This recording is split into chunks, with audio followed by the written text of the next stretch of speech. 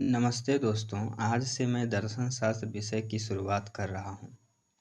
आमतौर पर दर्शन को कठिन विषय माना जाता है, परंतु यदि आप तार्किक चिंतन में आनंद पाते हैं और आप भी विभिन्न प्रश्नों से जैसे कि जगत की उत्पत्ति कैसे हुई होगी, क्यों हुई होगी, किसने की होगी, ईश्वर है या नहीं, आत्मा के क्या प्रमाण हैं, ज्ञान प्राप्त करने का विश्वसनीय साधन क्या है, इत्यादि इस प्रकार के सभी प्रश्नों के विषय में विभिन्न दर्शनों के विभिन्न विचारों को पढ़ना आपके लिए रोचक हो सकता है। हम एक तरह से बुक रीडिंग ही करेंगे, परंतु जहाँ आवश्यक होगा मैं इसकी व्याख्या भी करूँगा। जिस पुस्तक का अध्ययन हम करने वाले हैं उसका नाम आप यहाँ देख सकते हैं, भारतीय दर्शन के मूल सिद्धांत। भारतीय दर्शन के मूल सिद्धांत। इसके अंतर्गत उदाहरण के लिए यदि मैं बताऊं तो विचारों की स्वतंत्रता, आत्मा का अस्तित्व, मोक्ष की प्राप्ति, पुनर्जन्म में विश्वास, ये सभी आते हैं। भारतीय दर्शन के मूल सिद्धांत हैं या विशेषताएं भी आप कह सकते हैं। इसे हम आगे काफ़ी विस्तार से देखेंगे। आज का हमारा जो टॉपिक है उसका नाम है दर्शन, अवधारणा और उद्देश्य।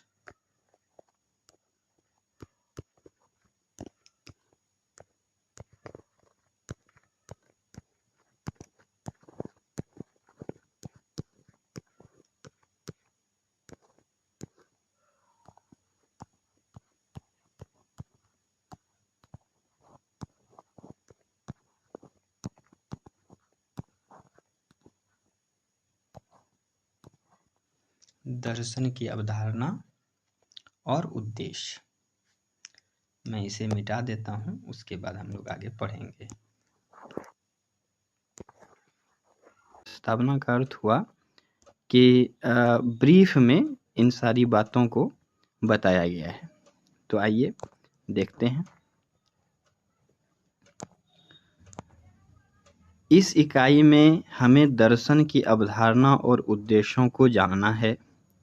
दर्शन शब्द को सुनकर अधिकांश लोग इसे कठिन और दूसरा संसार मानकर जान ही नहीं पाते कि दर्शन क्या है। वस्तुतः व्यक्ति जब पैदा होता है तो गर्भ से लेकर मृत्यु पर्यंत दर्शन में जीता है। बच्चा पैदा होकर अपने आसपास की चीजों को देखता है।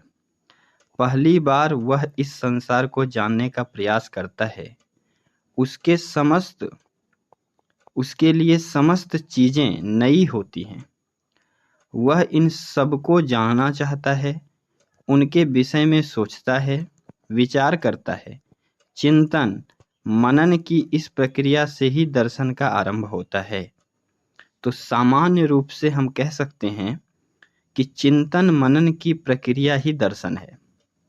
देखिए आगे लिखा भी है कि सामान्य रूप से इसे ही दर्शन कहा जा सकता है। व्यक्ति का यह चिंतन जब विस्तृत होता है कि संसार क्या है, संसार का जन्म कैसे हुआ, ईश्वर क्या है, ईश्वर है भी या नहीं, उसके अस्तित्व का क्या प्रमाण है, जीवन मृत्यु क्या है। व्यक्ति जब इन सभी प्रश्नों का उत्तर खोजना शुरू करता है तब यहीं से दर्शन का प्रारंभ होता है। वस्तुतः प्रस्तुत इकाई इसी दर्शन की आधारभूत संरचना को समझाने का प्रयास है।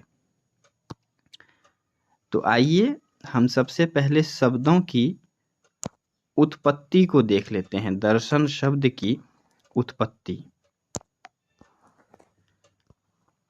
तो देख लेते हैं। दर्शन शब्द की उत्पत्ति।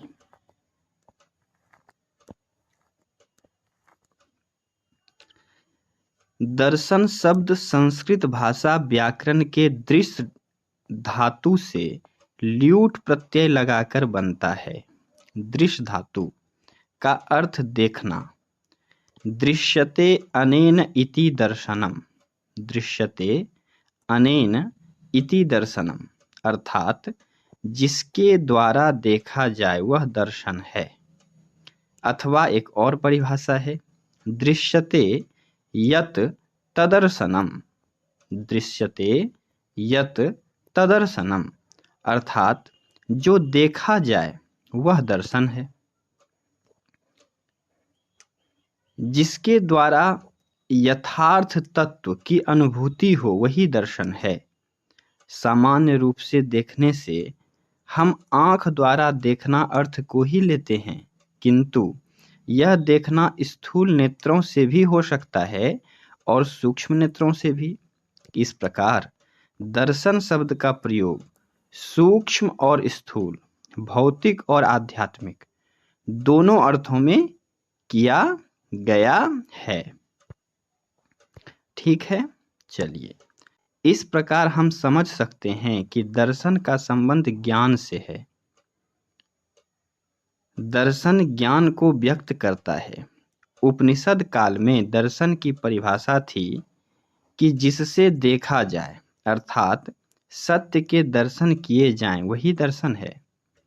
डॉक्टर सर्वपल्ली राधाकृष्णन के अनुसार दर्शन वास्तविकता के स्वरूप का तार्किक विवेचन है। राधाकृष्णन के अनुसार दर्शन क्या है? तो वास्तविकता के स्वरूप का क्या है? तार्किक विवेचन है। पाश्चात्य जगत में दर्शन का सर्वप्रथम आरंभ यूनान से हुआ। यूनान के महान प्राचीन दार्शनिक प्लेटो के अनुसार पदार्थ के सनातन स्वरूप का ज्ञान प्राप्त करना ही दर्शन है। पाश्चात्य जगत में दर्शन के लिए फिलॉसफी शब्द का प्रयोग किया गया है।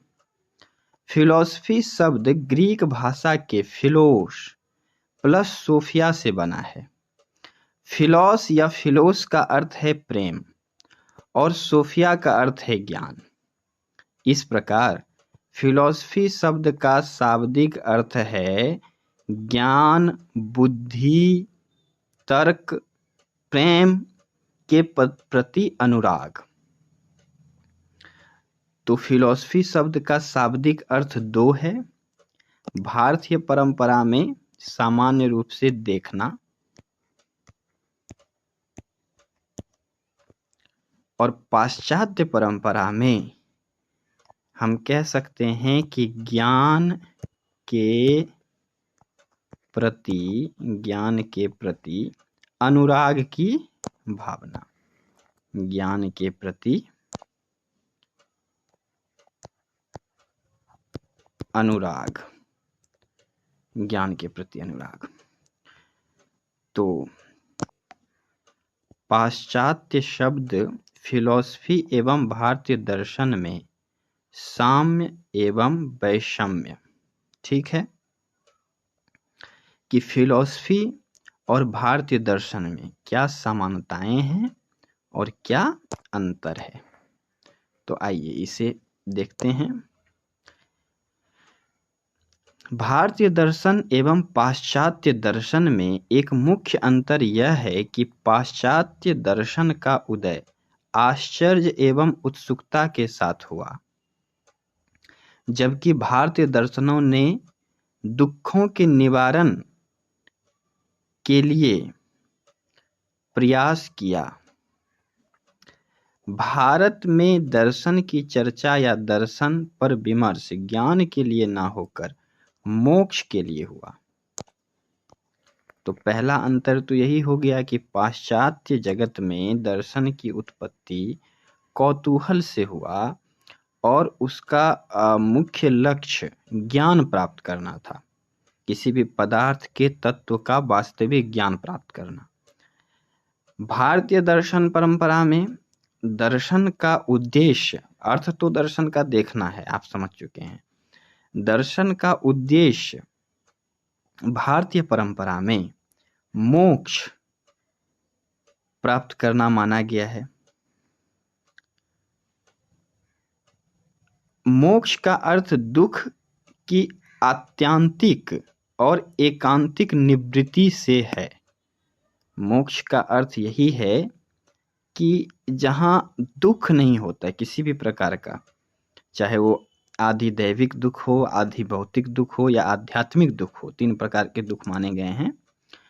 तो उन तीनों प्रकार के दुखों का अंत होता है और परमानंद की स्थिति को उपलब्ध होता है जब व्यक्ति, तो उसे मोक्ष कहते हैं। और दर्शन का उद्देश्य मोक्ष प्राप्त करना है, तो हम कह सकते हैं कि दर्शन, भारतीय दर्शन का उद्देश्य दुखों से निवृत्ति है। इस जगत में भी, भौतिक जगत में भी, इहलोक में भी दुख से निवृत्ति के लिए दर्शन है और पारलोक में भी दुख से निवृत्ति के लिए मोक्ष है। अब देखिए आगे क्या है। दुख से निवृत्ति का तात्पर्य है कि दुख का हमेशा के लिए दूर होना। इसे हम इस प्रकार समझ सकते हैं, जैसे कभी उच्च ज्वर आने पर आप वैद्य या डॉक्टर के पास जाते हो और दवाई लेकर स्वस्थ भी हो जाते हो, ठीक है। लेकिन वैद्य कभी भी इस बात का आश्वासन नहीं देता कि अमुक दवा खाने से आपको जीवन पर्यंत ज्वर नहीं होगा। आपको ज्वर आया, आपने दवा ली और आप ठीक हो गए, परंतु जीवन में पुनः ज्वर कभी भी आ सकता है और आप फिर उसके लिए दवा लेंगे। दर्शन ने यह प्रयास किया कि दुख से सदा के लिए मुक्ति मिल जाए, बारंबार आपको इस जीवन चक्र में ना आना पड़े। तो मोक्ष का एक मतलब यह भी है कि जन्म और मृत्यु से छुटकारा मिलना, क्योंकि दुखों का जो कारण है वह जन्म और मृत्यु ही है। चलिए आगे देखते हैं। आश्चर्य के साथ उदय हुए पाश्चात्य दर्शन में दार्शनिक ने अपनी जिज्ञासा के फलस्वरूप संसार, आत्मा, ईश्वर आदि के संबंध में सोचना प्रारंभ किया। दर्शन को मानसिक व्यायाम कहा गया, अतः पश्चिमी देशों में दर्शन किसी उद्देश्य को प्राप्त करने के लिए न होकर स्वयं ज्ञान के लिए है। जहाँ तक भारतीय दर्शन का प्रश्न है तो भारतीय दर्शन व्यावहारिक है। मैक्स मूलर ने कहा था कि भारत में दर्शन का अध्ययन मात्र ज्ञान प्राप्ति तक नहीं है, अपितु जीवन के चरम उद्देश्य की प्राप्ति के लिए किया जाता है। पाश्चात्य दार्शनिकों ने वैज्ञानिक पद्धति को अपनाया। विज्ञान की प्रधानता होने के कारण धर्म और दर्शन को एक दूसरे का विरोधी माना गया। दर्शन को सैद्धांतिक माना गया, परंतु धर्म इसके विपरीत व्यवहारिक है, इसलिए वहाँ धर्म की उपेक्षा की गई। भारतीय परिप्रेक्ष्य में हम देख सकते हैं कि यहाँ धर्म और दर्शन एक दूसरे के साथ घुले मिले हैं। धर्म की छाप भारतीय दर्शन में देखी जा सकती है। धर्म से प्रभावित होने के कारण ही भारतीय दर्शन में सत्य, संयम जैसे तत्वों पर बल दिया गया है। पश्चिमी दर्शन बौद्धिक है, वह बुद्धि के द्वारा सत्य का अन्वेषण करता है। इसकी तुलना में भारतीय दर्शन आध्यात्मवाद को प्रधानता देता है। भारतीय दार्शनिक सत्य के सिद्धांत का विवेचन कर लेने तक सीमित नहीं होता, अपितु वह सत्य का अनुभव करना चाहता है। पश्चिमी दर्शन को विश्लेषणात्मक कहा जाता है, जिसका कारण है वहाँ तत्व ज्ञान, मेटाफिजिक्स, नीति विज्ञान, एथिक्स, प्रमाण विज्ञान, ईश्वर विज्ञान, सौंदर्य विज्ञान की व्याख्या प्रत्येक दर्शन में अलग अलग की गई है। इसकी तुलना में भारतीय दर्शन में प्रमाण विज्ञान, तर्क विज्ञान, नीति विज्ञान, ईश्वर विज्ञान आदि की समस्याओं पर एक साथ विचार किया गया है। भारतीय दर्शन इहलोक के अतिरिक्त परलोक की सत्ता में विश्वास रखता है, जबकि पश्चिमी दर्शन इहलोक की सत्ता में ही विश्वास करता है। पाश्चात्य दार्शनिकों ने संसार के प्रति दुखात्मक दृष्टिकोण की उपेक्षा कर भावनात्मक दृष्टिकोण को मुख्य माना, जबकि भारतीय दार्शनिकों की दृष्टि इस तुलना में अधिक समृद्ध है। उसका दृष्टिकोण संसार के प्रति दुखात्मक एवं अभावात्मक है।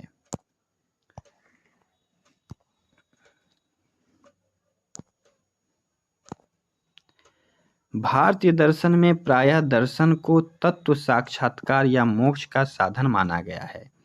अन्य प्राणियों की तुलना में मनुष्य अधिक संवेदनशील, चिंतनशील, विवेकी और बुद्धिमान प्राणी है। विवेकशील होने के कारण ही वह सारी क्रियाएं प्रतिक्रियाएं करता रहता है। वह जिस प्रकार का चिंतन करता है उसी प्रकार की क्रियाएं भी करता है। इसलिए गीता में कहा गया है, स्वत्वानुरूपा सर्वस्य श्रद्धा भवति भारत, श्रद्धामयोऽयं पुरुषो यो यच्छिद्दः स एव सः। श्रीमद् भगवद गीता 17वां अध्याय का 3रा श्लोक। व्यक्ति जैसा भाव रखता है वैसा ही बन जाता है। हमारे भाव या चिंतन ही हमारा सृजन करते हैं। इस तरह की बात गांधी जी ने भी कही थी।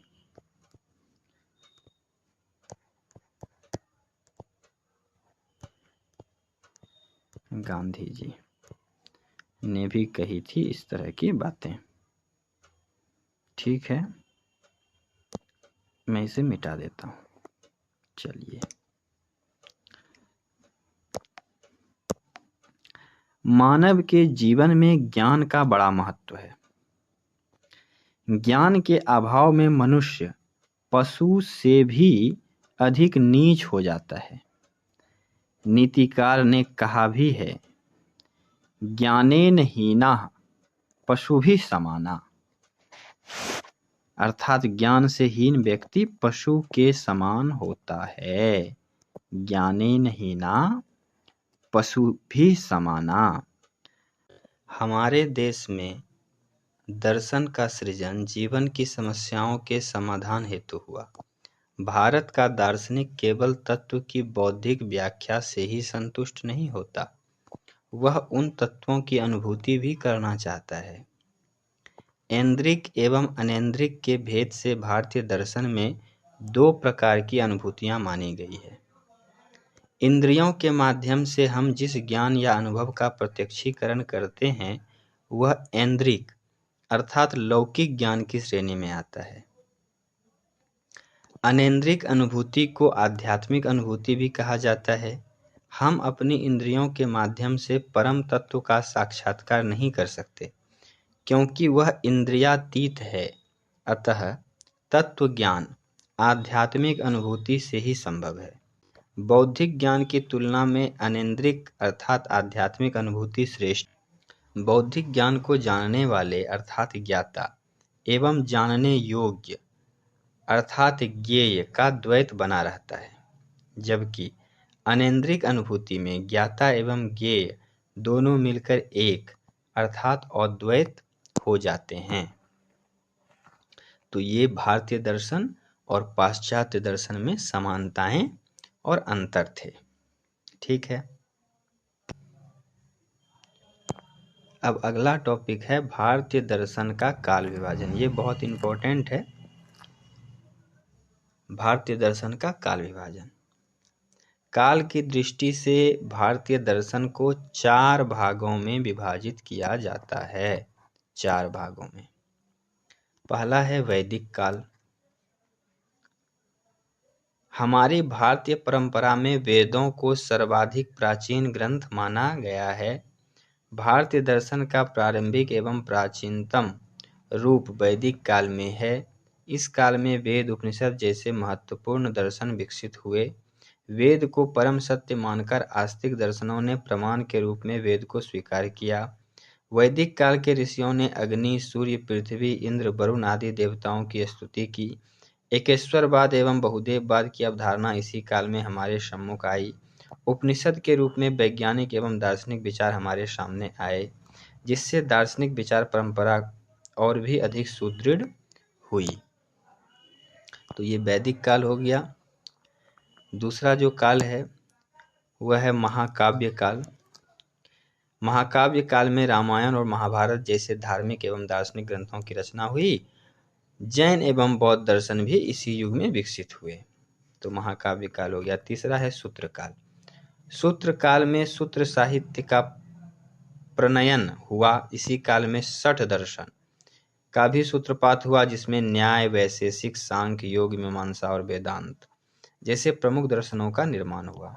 तो आप जानते हैं कि अगर हम यहीं पे जिक्र कर दें तो भारतीय दर्शनों को दो भाग में बांटा जाता है, दो भाग में बांटा जाता है। इसका जो पहला भाग है उसे कहते हैं आस्तिक दर्शन, और जो दूसरा भाग है उसे कहते हैं नास्तिक दर्शन। इस जो आस्तिक दर्शन है, इस आस्तिक दर्शन में 60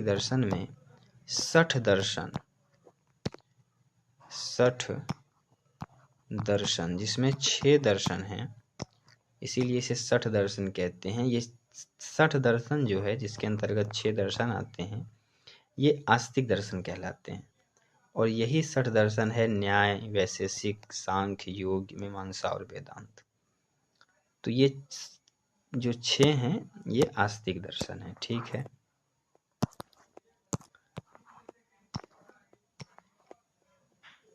तो ये जो 60 दर्शन है, इसका विकास आपने देखा कि सूत्र काल में होता है। अगला काल हम देखते हैं वह है वर्तमान एवं समसामयिक काल। 6 दर्शनों के बाद प्रायः ऐसा प्रतीत होने लगा था कि भारतीय दर्शनों की प्रगति मंद हो गई है। कई शताब्दियों तक भारत में दर्शन के क्षेत्र में कुछ विशेष प्रगति नहीं हो पाई। मुगलों, यूरोपीय दास्ता आदि के कारण समर्थ भारतीय लोग यूरोपीय दर्शन का अध्ययन करने लगे और भारतीय दर्शन के अध्ययन में शिथिलता आने लगी। कालांतर में स्वामी विवेकानंद, श्री अरविंद, रविंद्रनाथ ठाकुर आदि ने वेद और उपनिषद की परंपरा के माध्यम से भारतीय दर्शन को पुनर्जीवित करने का प्रशंसनीय एवं अनुकरणीय कार्य किया। आज भी उनके दार्शनिक विचारों पर मनन एवं शोध किया जा रहा है।